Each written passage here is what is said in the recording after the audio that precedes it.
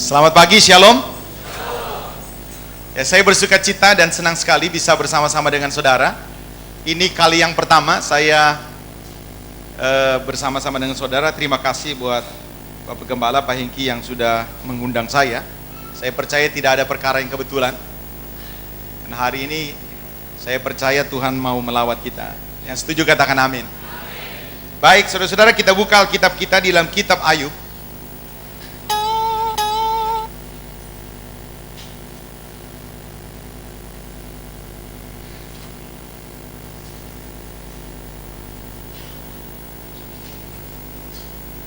Ayub pasal yang pertama.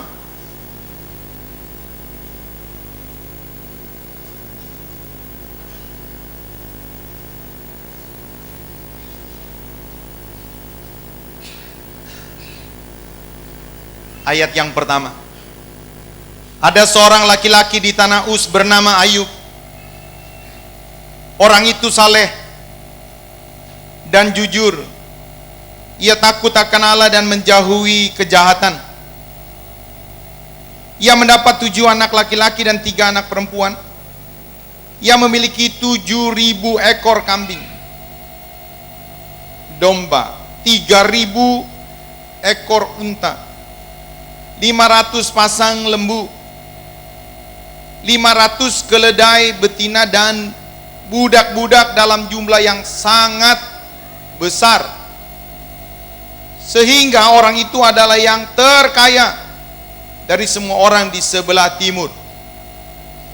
Anak-anaknya yang lelaki biasa mengadakan pesta di rumah mereka masing-masing menurut giliran, dan ketiga saudara perempuan mereka diundang untuk makan dan minum bersama-sama mereka. Setiap kali apabila hari-hari pesta telah berlalu, Ayub memanggil mereka dan menguduskan mereka. Keesokan harinya pagi-pagi bangunlah Ayub, lalu mempersembahkan korban bakaran sebanyak jumlah mereka sekalian. Sebab pikirnya, mungkin anak-anakku sudah berbuat dosa dan telah mengutuki Allah di dalam hati. Demikianlah dilakukan Ayub senantiasa. Pada suatu hari datanglah anak-anak Allah menghadap Tuhan, dan di antara mereka datanglah juga iblis. Maka bertanyalah Tuhan kepada iblis, "Dari mana engkau?" Lalu jawab iblis kepada Tuhan, "Dari perjalanan mengelilingi dan menjelajah bumi." Lalu bertanyalah Tuhan kepada iblis, "Apakah engkau memperhatikan hambaku Ayub? Sebab tiada seorang di bumi seperti dia, yang demikian saleh dan jujur, yang takut akan Allah dan menjauhi kejahatan." Lalu jawab iblis kepada Tuhan, "Apakah dengan tidak mendapatkan apa-apa Ayub takut akan Allah? Bukankah engkau membuat pagar sekeliling dia dan rumahnya serta segala yang dimilikinya? Apa yang dikerjakannya telah kau berkati, dan apa yang dimilikinya makin bertambah di negeri itu. Tapi ulurkanlah tanganmu dan jamalah segala yang dipunyainya. Ia pasti mengutuki engkau di hadapanmu." Maka firman Tuhan kepada iblis, "Nah, segala yang dipunyainya ada dalam kuasamu, hanya janganlah engkau mengulurkan tanganmu terhadap dirinya." Kemudian pergilah iblis dari hadapan Tuhan.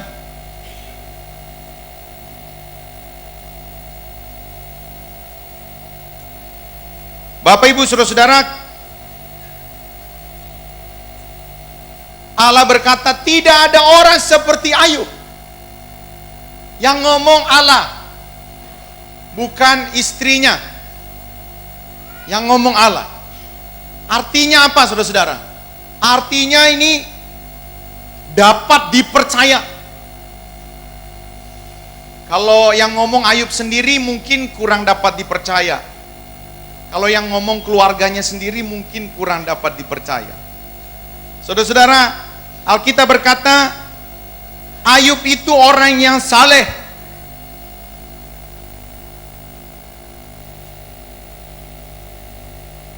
Apa artinya saleh, saudara-saudara? Kalau orang muslim ditanya, kamu kalau mau punya anak, Cita-citanya anaknya supaya jadi anak yang bagaimana ya? Biasanya jadi anak yang bagaimana? Kalau anaknya laki-laki biasanya supaya anaknya soleh. Kalau anaknya perempuan, soleha. Bapak Ibu dengar nih ya. Kata saleh, kata soleh di mata orang muslim itu bicara tentang ketaatan beragama. Saya berada di lingkungan muslim, saudara-saudara. Gereja kami. Saya banyak teman juga orang muslim. Salah satu yang paling ditekankan dari tanda keberagamaan mereka itu adalah sholat. Orang muslim Pak ya, itu tidak dipandang beragama betul-betul kalau mereka tidak mendirikan sholat.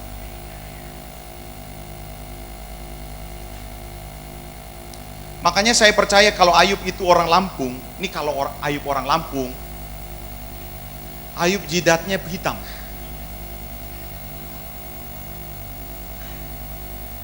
Saudara tahu enggak kenapa Ayub jidatnya hitam?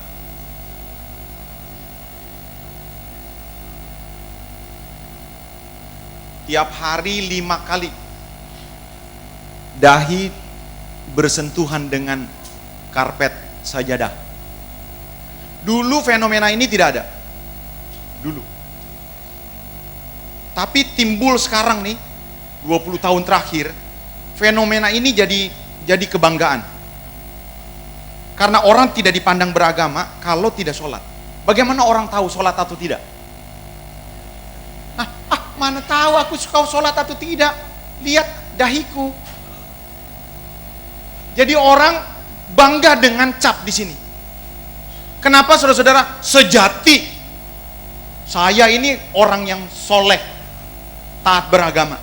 Sejati. Kau boleh bilang orang yang soleh, tapi you tidak punya tanda. Jadi saudara-saudara, soleh itu bicara betul-betul orang yang taat beragama. Ayub orang yang taat beragama. Bahkan saking taatnya saudara-saudara, tiap kali anak-anaknya bikin pesta, lihat ya, tiap kali anak-anaknya bikin pesta, Ayub itu langsung bikin korban 7 domba.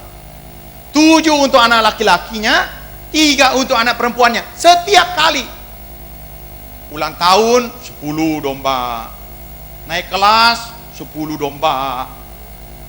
Kenapa saudara-saudara? Karena Ayub berpikir, jangan-jangan anak-anakku nanti berbuat dosa, siapa tahu kan? Pulang dari kuliah, kita nggak tahu ngapain anak-anak kita. Dia pergi ke Jakarta, kita nggak tahu anak-anak kita. Kita tidak bisa perhatikan anak-anak kita 24 jam. Itu sebabnya supaya jangan ada celah kata Ayub. Lebih baik aku korbanin setiap kali 10 domba. Itu di luar korban untuk dirinya, di luar korban untuk istrinya.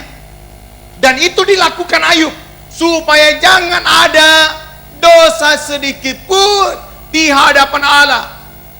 Hebat. Ayub orang yang taat beragama. Tapi Alkitab juga berkata bahwa Ayub orang yang takut akan Allah. Artinya dia jaga kekudusan, Pak. Ayub adalah orang yang setia. Abraham, istrinya nambah, saudara-saudara. Daud, istrinya banyak. Ayub, just one. Setia dia. Karakternya jelas teruji. Dia orang yang suka memberi. Ayub tanpa cacat celah. Ini diakui bukan oleh istrinya, diakui bukan oleh anaknya, diakui oleh siapa? Oleh Allah.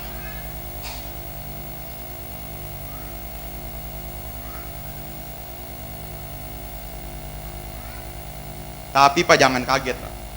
Coba kita buka Ayub 42. Ini yang saya mau sampaikan kepada saudara pagi hari ini. Coba lihat Ayub 42. Ayub 42 ayat 5. Mari kita baca sama-sama Ayub 42 ayat yang kelima. Di layar LCD ada.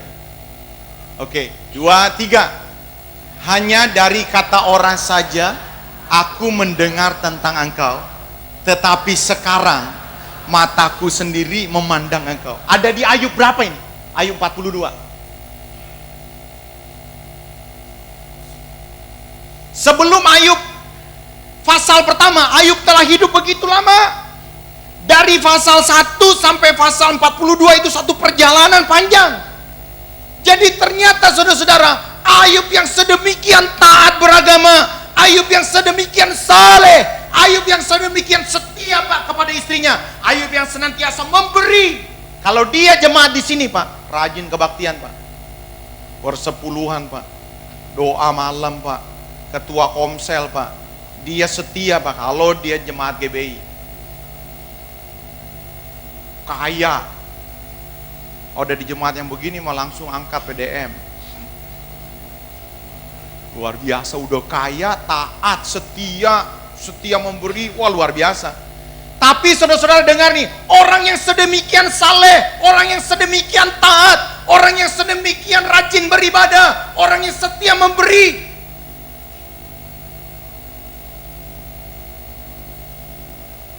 tidak kenal Pak. Ayub baru ngaku, dia berkata, hanya dari kata orang saja aku mengenal tentang engkau. Siapakah orang itu? Guru ngajinya yang pertama. Kalau dia orang Lampung. Yang kedua, kakek dan neneknya. Yang ketiga, bapak dan ibunya. Kalau dia jemaat GBI Villa Citra, siapakah kata orang itu? Kata Om Hengki. Hanya dari kata Om Hengki aku mengenal tentang engkau. Hanya dari kata hamba-hamba Tuhan aku mengenal tentang engkau. Ayub ngaku, hanya dari kata orang saja aku kenal engkau, tapi baru sekarang aku mengenal engkau. Pertanyaannya, jadi dia kebaktian buat apa? Kalau dia jemaat GBI Villa Citra, jadi dia memberi untuk apa? Dia taat untuk apa? Dia hidup kudus untuk apa? Dia tidak kenal Allah. Dia menganggap dia kenal Allah. Untuk apa saudara-saudara? Saudara berpikir Allah menguji Ayub supaya Ayub hidup kudus? Enggak, Ayub itu kata Allah sudah kudus. Apakah Allah mencobai Ayub supaya Ayub lebih memberi? Ayub orang yang memberi Pak. Lalu apa? Kenapa Ayub taat? Kenapa Ayub saleh?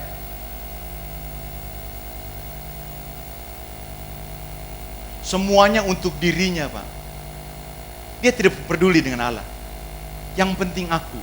Saudara dengar, kalau kekristenan saudara, pusatnya saudara, saudara perlu bertobat. Kita perlu bertobat. Kekristenan pusatnya Kristus. Jangan kita memanipulasi Allah. Kalau kita sudah kudus, kalau kita sudah rajin kebaktian, kalau kita sudah taat, lalu kita layak dan kita klaim, aku berhak. Kenapa? Karena aku sudah taat, karena aku sudah memberi, karena aku sudah memberikan persepuluhan, karena aku sudah memberikan lebih dari persepuluhan, korban syukur aku kasih, karena aku setia beribadah, karena aku setia melayani, aku berhak. Sekali-sekali saudara boleh tanya sama orang yang pulang dari kelenteng, wihara, kok ngapain kok sembahyang di kelenteng kok? Biasanya dia jawab dua.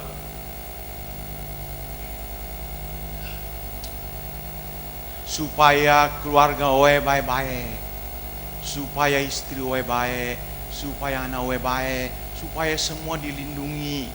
Terus ngapain kok sembahyang-sembahyang di kelenteng? Jawaban yang kedua, supaya bisnis we lancar, supaya anak-anak we lancar bisnisnya, supaya semua sukses, supaya tagihan lancar, dagangan laku. Saudara, Indonesia syarat dengan tempat pesugihan, betul enggak saudara? Tempat pesugihan itu tempat keramat. Ada tempat-tempat tertentu yang keramat, lalu orang sembahyang di situ. Tempat pesugihan, sembahyang. Tanya, kok ngapain kok sembahyang di tempat-tempat beginian kok? Biasanya dia jawab dua. Supaya keluarga we baik, supaya istri we baik, mertua baik, ya, suami baik, anak baik, kucing baik, anjing baik, ayam baik, burung baik. Terus ngapain kok sembahyang di tempat beginian? Ngapain sih? Ini kan bukan tempat gereja, ini kan bukan masjid atau ini bukan. Kok sembahyang di tempat beginian? Yang kedua, saudara-saudara, supaya bisnis we lancar, supaya anak-anak diberkati, toko laku, tagihan sukses. Saudara ditanya, Pak ngapain Pak kebaktian Pak? Pak ngapain sih memberi persepuluhan Pak? Lalu kau jawab, supaya keluarga dilindungi, supaya istri baik Pak, anak-anak baik. Pak ngapain sih memberi persepuluhan Pak? Rajin kebaktian ngapain sih Pak? Supaya bisnis sukses Pak, toko laku. Ya kita sama.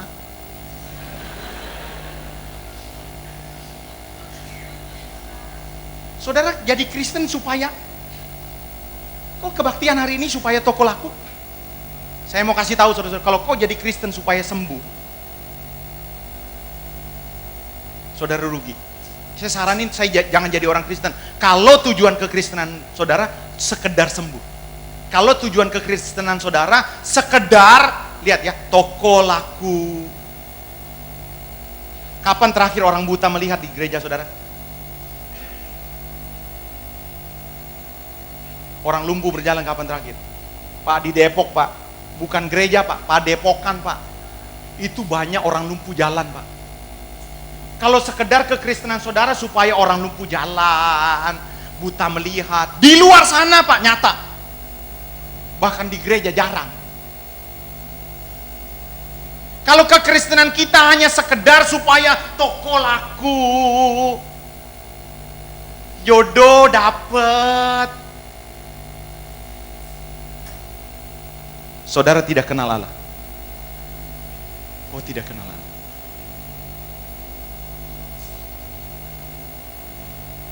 Saudara pergi di sini, Carrefour ada ya? Carrefour ada enggak? Enggak ada ya? Apalah, saudara pergi ke pasar ya? Saudara beli ikan bandeng.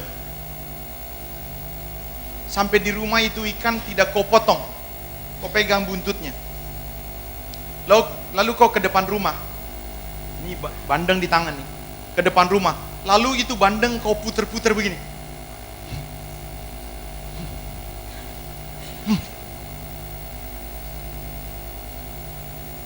Tetangga marah-marah sama saudara.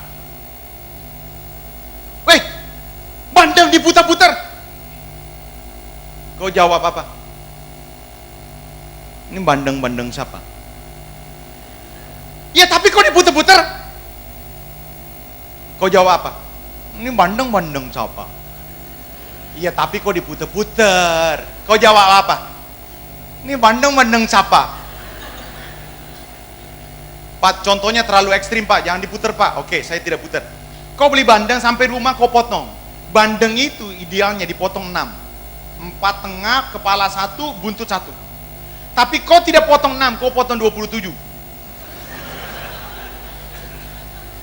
Tetangga saudara marah-marah. Bandeng dipotong 27. 6. Kau jawab apa? Ini bandeng-bandeng siapa?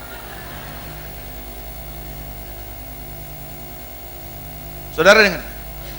Alkitab berkata, engkau telah dibeli. Saudara nih, dengar nih. Saudara telah dibeli. Siapa yang beli? Yesus. Harganya telah lunas dibayar. Dari telapak kaki saudara sampai ujung rambut saudara. Itu miliknya Yesus. Jadi Yesus mau apain saja, kenapa kita mesti protes?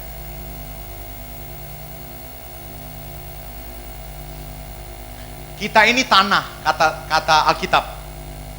Bapa di sorga penjunan, pembentuk. Kita ini tanah yang tadinya tidak berarti, dia ambil, dipilih, disaring, dijadikan adonan tanah untuk dibentuk. Tanahnya ini siap dibentuk. Apakah tanahnya ngomong begini sama penjunannya? Gucci ya, Gucci, inget lu Gucci. Jangan gentong ya, jangan gentong, Gucci lo. Tanah bisa ngomong sama yang penjunannya? No. Jangan cobek tahu gejrot lo, ingat. Jangan. Uci. Kalau saudara dijadiin cobek tahu gejrot dan itu menyukakan penjunan, kau harus berkata, yes. Asal Tuhan senang.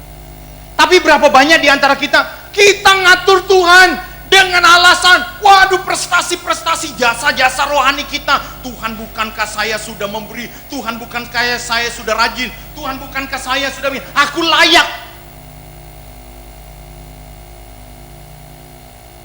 Ayub tidak kenal Tuhan, Pak. Saudara boleh percaya, ada orang takut akan Allah itu betul-betul, saudara.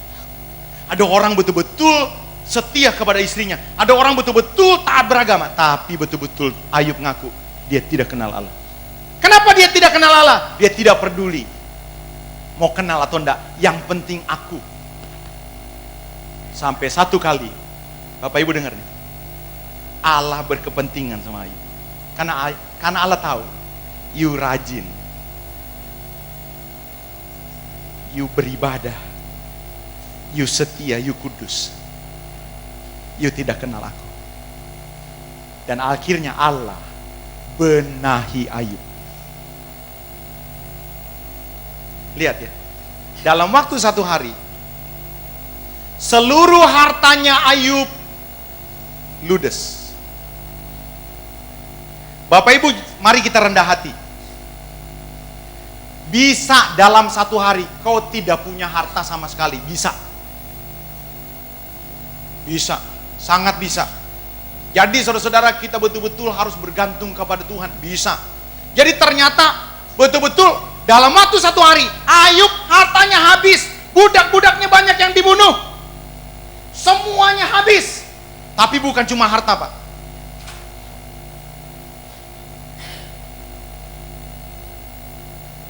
Sepuluh anaknya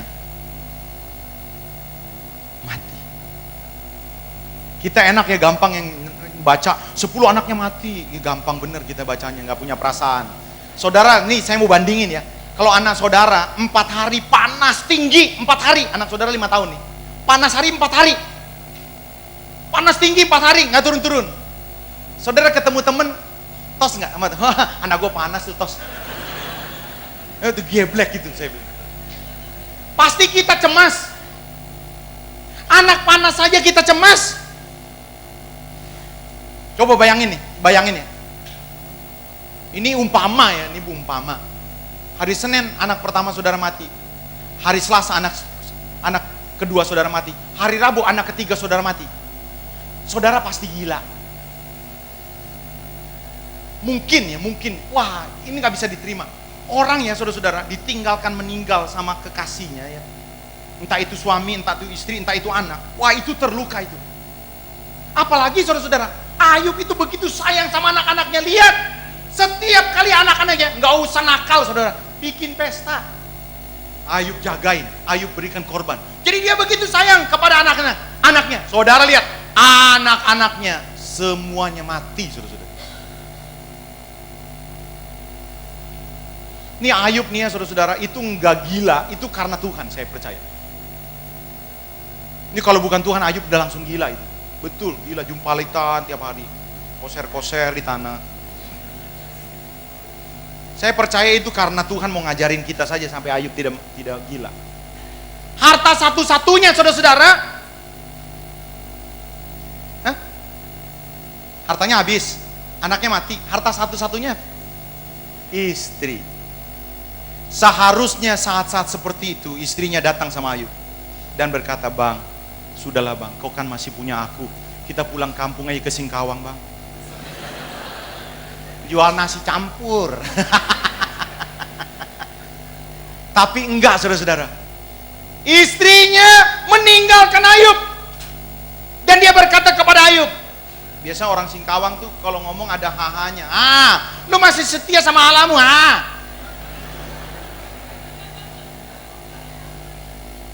Lu kutuki Allahmu, lu kebanyakan ke gereja sih, Lu mendingan mati, sebelum mati lu kutukin Allahmu. Langsung istrinya setelah itu saudara pulang ke Singkawang. Ditinggalkan Ayub.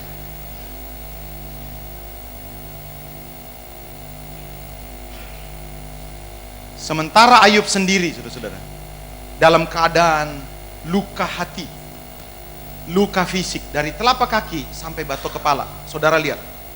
Ini makanya saya ngomong begini, kalau Ayub masih bisa hidup, saya percaya itu karena Tuhan berkepentingan kepada saudara sampai hari ini. Tuhan angkat cerita ini. So kalau enggak Ayub udah gila, udah mati mungkin. Tapi Allah berkepentingan. Sementara Ayub sudah begitu menderita, ditinggalkan orang, datanglah sahabat-sahabatnya. Ada 3 sahabatnya. Datang besuk. Namanya Jofar, Elifas, Bildad. 3 orang temannya. Kenapa dia besuk? Bildad sama Jofar sama Elifas penasaran sama perkataannya Ayub. Jadi besuknya dia tidak tulus. Si Bildad, Jofar, Elifas nih besuk, tapi besuknya tidak tulus. Kenapa saya berkata besuknya tidak tulus? Jadi sekalian mau ngenyek gitu loh.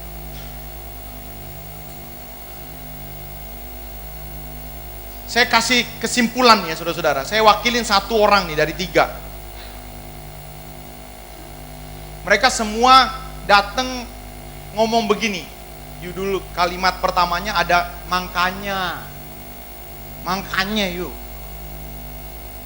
Saudara, kalau saudara ketemu sama jemaat yang udah lama nggak datang, 2 minggu nggak datang, 3 bulan nggak datang, lalu saudara datang begitu, ada jemaat-jemaat yang jatuh, bangkrut, sakit apa, saudara lihat ya, kalau saudara mau nasihatin orang jangan ada kalimat kata makanya ya. Makanya Pak kebaktian, makanya Pak komsel, makanya. Saudara, kalau saudara mulai kalimat saudara dengan makanya, saudara bertentangan dengan Allah. Ini 3 orang ini kalimat pertamanya, makanya yuk. Dan Allah marah sama 3 orang ini. Tapi saudara-saudara, Allah pakai 3 orang ini. Di balik kekeliruan 3 orang ini. Dan lewat 3 orang ini, Pak, Ayub kelihatan aslinya. Ayub 8. Ayub 8. Saya kasih 1 contoh. Wakil dari 3 orang. Ayub 8, perhatikan ayat yang pertama. Ayub 8, maka berbicaralah Bildad orang Suah. Berapa lama lagi engkau akan berbicara begitu Yub? Di Alkitab saudara nggak ada kata Yubnya, di Alkitab saya ada. Berapa lama lagi engkau akan berbicara begitu Yub? Dan perkataanmu seperti angin yang menderu. Masa Allah membengkokkan keadilan? Artinya gini, Allah nggak mungkin membengkokkan keadilan. Betul, di satu sisi betul. Masa yang Maha Kuasa membengkokkan kebenaran? Nggak mungkin Allah salah. Betul. Jikalau anak-anakmu telah berbuat dosa terhadap dia, maka ia telah membiarkan mereka dikuasai oleh pelanggaran mereka. Maksudnya begini, Bildad mau ngomong begini, Yub, kalau anak-anakmu mati Yub, pasti ada dosa. Lu boleh kasih korban bakaran setiap pesta, tapi siapa yang tahu waktu dia ke Jakarta? Waktu kuliah di Jakarta lu ngikut. Saya enggak tahu ada anak-anak saudara yang akan kuliah di Jakarta. Siapa yang bisa tahu keadaan mereka? Waktu dia balik ke Lampung kebaktian bareng-bareng, tapi siapa yang tahu dia buat-buat apa? Jadi bisa saja anakmu mati karena pelanggarannya, tapi kau, waduh, nih langsung nih. Kalau anak-anaknya nggak tahu siapa, ya dia bisa saja berbuat dosa. Tapi lu jangan belagu deh sekarang. Kenapa Bildad ngomong begini? Nih, saya kasih tahu ceritanya. Jadi setiap kali Bildad, Jofar, Elifas itu sering main ke rumah Ayub. Sering banget. Hampir tiap hari. Walaupun Ayub orangnya rajin, dibesukin juga. Ngapain? Ujung-ujungnya menerima sesuatu. Kenapa? Karena setiap datang saudara-saudara, Ayub setiap kali teriak sama mamanya, "Mah, spaghetti mah 3." Besok datang lagi, "Mah, kolak mah 3." Jadi setiap kali datang terus, hanya gara-gara kolak, spaghetti dan jadi datang terus. Nah, setiap kali datang Bildad, Jofar, Elifas, Ayub ngomong begini. Jofar, Elifas, Bildad dengar. Hidup kayak aku, jujur, berkat. Hidup kayak aku, Jofar, Elifas, dengar kebaktian. Persepuluhan makanya berkat. Kau lihat ontaku berapa banyak? 3.000. Domba 7.000. Lihat perusahaan, dia punya perusahaan 2. Satu galangan kapal, yang kedua perusahaan karpet. Ayub, perusahaan wool. Ayub orang yang paling kaya. Dia berkata, engkau lihat perusahaanku tambah banyak. Kenapa? Aku doain anak-anak, korban bakaran. Jofar dengar nih, Alkitab bilang apa? Ulangan bilang apa? Jika engkau baik-baik mendengarkan suara Tuhan Allahmu, tidak menyimpang kiri, tidak menyimpang kanan, melakukan firman Tuhan dengan setia, maka aku tanya kau Jofar, berkat atau kutuk? Jofar sambil makan spaghetti, berkat. Lo tahu, berkat. Makanya hidup kayak aku, jujur, setia sama istri lo. Jangan ngelirik-ngelirik tuh. Kata Bildad, iya, ambil makan kolak. Elifas ngomong, Yub, itu lukisan keren banget tuh, lukisan kuda tuh. Wah, itu harganya 1,3 miliar tuh. Wah, lu beli ya? Kagak, dikasih. Itu kalau kau jujur, bersih hidupnya, dikasih. Hidup kayak aku, makanya kebaktian. Berkat. Nah, waktu Ayub jatuh, Bildad ngomong gini, Yub, dengar ya, Allah nggak mungkin salah. Alkitab bilang begini kan, you yang ngajarin kan, jika engkau baik-baik mendengarkan suara Tuhan Allahmu, tidak nyimpang kanan, tidak nyimpang kiri, kau bilang apa Yub? Dapat berkat kan? Kalau tidak nyimpang kanan, tidak nyimpang kiri, dapat berkat atau kutuk? You bilang kan dapat berkat kan? Aku percaya Yub. Sekarang nih, lu lihat, kanker kulit lihat. Istri lu kabur, anak-anak lu mati. Sekarang nih dapat kutuk atau berkat lu? Kutuk kan? Nah sekarang yang salah lu atau Allah?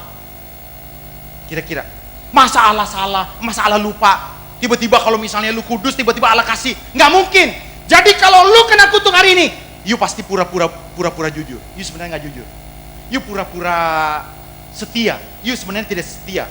You pura-pura takut akan Allah. You pasti tidak takut akan Allah. Makanya you kena kutuk. Jadi mereka percaya hidup benar berkat. Jadi Elifas, Bildad, Jofar tidak percaya bahwa Ayub jujur, tidak percaya bahwa Ayub saleh, tidak percaya bahwa Ayub ini orang yang takut akan Allah, tidak percaya. Mereka berkata, ini Ayub bohong. Lalu saudara-saudara, dengar nih. 3 orang ini mengatakan yang sama. You Ayub bohong. You pasti nggak benar-benar jujur. You pasti nggak benar-benar saleh. Makanya kau kena kutuk. Lalu Ayub marah, Bang. Ini yang Allah tunggu. Ayub marah kepada 2 pribadi. Yang pertama kepada teman-temannya. Yang kedua kepada Allah. Coba lihat. Ayub 9. Ayub 16. Ayub 16 ayat 2. Ayub 16 ayat 2. Kita baca sama-sama. Semua baca sama-sama. Lihat di layar monitor sini. Ada semua. 2, 3. Hal seperti itu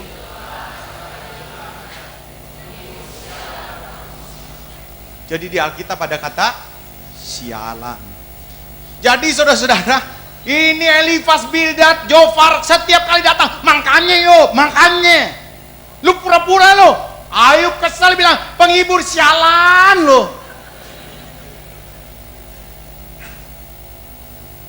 Mereka tidak percaya bahwa Ayub jujur. Mereka tidak percaya bahwa Ayub saleh. Makanya mereka berkata, Ayub bertobat. Lalu Ayub marah kepada Allah. Coba Ayub 9 ayat 32. Ayub 9 ayat 32.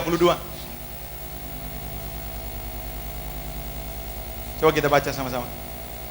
2, 3.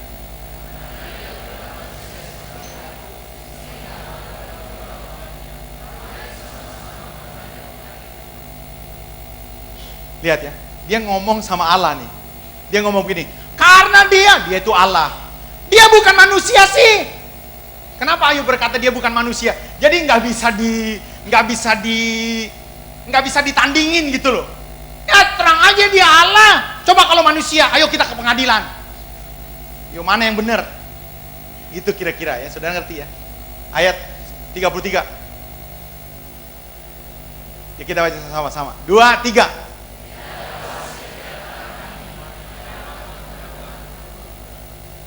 Dia ngomong sama Allah. Sayangnya tidak ada wasit di antara aku dengan engkau. Maksudnya apain kalau ada wasit? Saya tanya.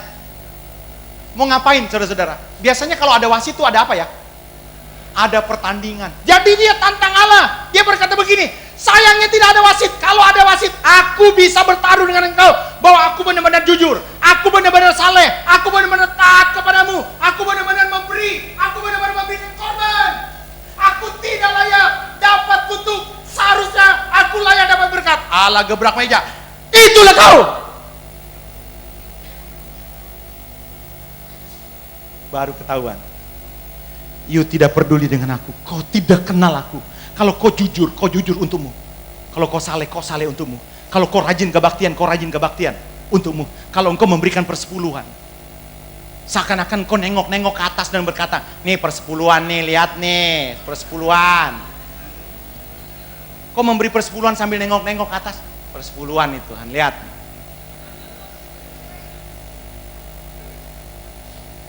Nah, Tuhan ngomong begini, maksud lu?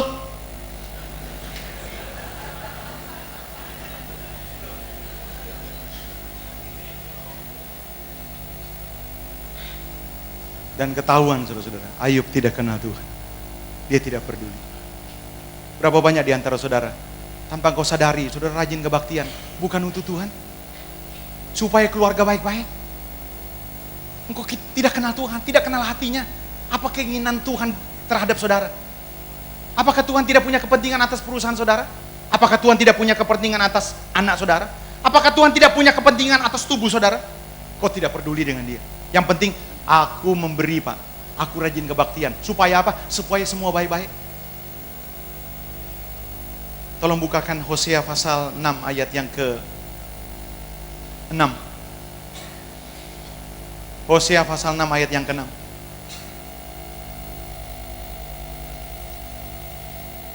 Kita baca semua sama-sama. Semua nih lihat ada di layarmu nih. Kita baca sama-sama. 2, 3.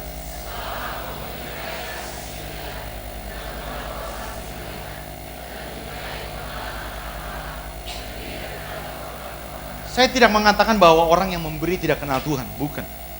Saya tidak mengatakan itu. Tapi berapa banyak tanpa kita sadari, kita tidak peduli dengan dia. Tidak peduli dengan dia. Yang penting aku. Yang penting aku. Saudara, Allah tidak alergi atau Allah tidak keberatan saudara diberkati. Allah rindu saudara diberkati. Tapi masalahnya saudara-saudara, berapa banyak berkat menjadi tujuan, kesembuhan menjadi tujuan. Saudara dengar, kalau berkat menjadi tujuan, kalau kesembuhan menjadi tujuan, kalau mujizat menjadi tujuan, dengar nih, satu kali kau tidak lihat berkat, kau murtad, kau tinggalkan Allah.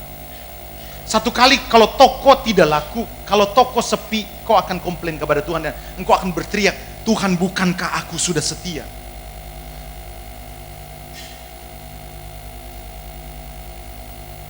Akhirnya Ayub bertobat Pak.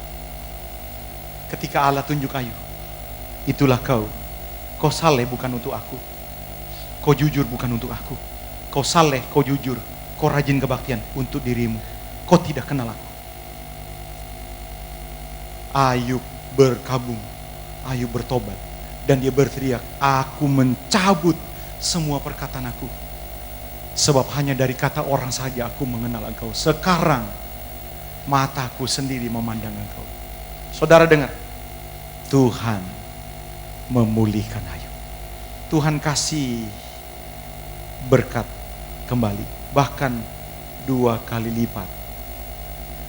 Kambingnya jadi 2 kali lipat, ontanya jadi 2 kali lipat, keledainya jadi 2 kali lipat, anaknya 2 kali lipat, saudara-saudara. Kenapa anaknya 2 kali lipat? Yang 10 ada di sorga. Lalu Tuhan kasih lagi anak 10. Dari siapa? dari istrinya, Pak. Istrinya pulang dari Singkawang balik lagi.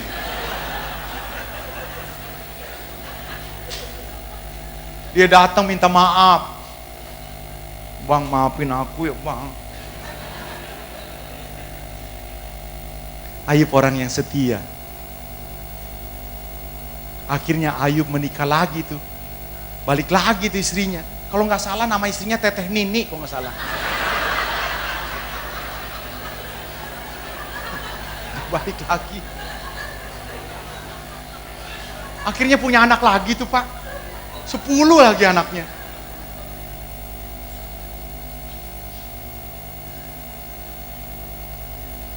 Jadi di mata Tuhan berkat terlalu mudah. Yang setuju bilang amin. Mudah, Pak. Ayub dipulihkan 2 kali lipat. Tapi bukan itu yang terutama. Berapa banyak di antara saudara, kau tidak peduli dengan Allah. Apa yang dia inginkan? Apa yang menjadi isi hatinya? Yang penting aku, yang penting aku. Hari ini saudara-saudara, mari kita bertobat. Supaya kita bersyukur kepada Tuhan. Jangan mulai bertanya kepada Tuhan, kenapa Tuhan, kenapa Tuhan? Tuhan sedang bentuk saudara. Kalau saudara tanya kenapa Tuhan untuk pergumulan saudara, saudara sebenarnya sedang tolak pinggang dan ngomong begini sama Allah, bisa atur hidup gak? Dengar nih, kalau saudara mulai tanya-tanya sama Tuhan, komplain-komplain karena prestasi saudara, kau sebenarnya sedang tolak pinggang di hadapan Allah dan bertanya, bisa atur hidup gak? Siapa kita tolak pinggang sama Tuhan dan berkata, bisa atur hidup gak? Satu kali saudara-saudara ada pemuda orang Ambon, soal di Ambon habis panen cengkeh, saudara-saudara. Biasanya orang habis panen cengkeh langsung dijemur di atas teriknya matahari 3 hari lamanya. Supaya apa? Supaya ya cengkeh itu mesti dikering begitu. Satu kali ada seorang pemuda orang Ambon lagi atur, cengkeh itu nggak boleh tertumpuk satu sama lain. Jadi mesti satu-satu dia nempel di jalanan seperti itu. Lagi atur, saudara-saudara, udah lama ngaturnya, selesai, gerimis. Jadi ini cengkeh nggak boleh basah, jadi dikumpulin lagi, masukin karung cepat, lalu buru-buru dibawa masuk, sebab takut basah. Sampai di rumah kering, panas lagi. Wah sayang nih, kata pemuda ini, sayang. Jadi diatur lagi, terus lama diatur lagi, lama tuh ngaturnya. Selesai, gerimis lagi. Langsung ditumpah, dia nggak mau basah kan. Tapi dia hati udah mulai kesel nih. Langsung dia tulak pinggang, dia ngomong ke atas, Tuhan Allah bisa atur cuaca kasih. Saudara ngerti ya maksudnya? Maksudnya begini, Tuhan kok bisa atur cuaca enggak gitu. Kalau Tuhan Allah saya bisa atur cuaca, Tuhan Allah turun beta naik. Jadi gantian aja. Bisa atur cuaca, Tuhan Allah bisa gue yang atur. Saudara, berapa banyak saudara-saudara tanpa kita sadari, kita mulai ngatur Tuhan. Kita tidak bisa atur Tuhan. Semuanya baik. Amin, saudara-saudara. Jadi kalau hari ini kau beribadah, kalau hari ini kau memberi, kalau hari ini kau melayani Tuhan, itu untuk Tuhan, bukan untuk kita. Kau tidak usah khawatir tentang hidup. Dia pelihara hidup saudara. Amin. Mari kita bangkit berdiri.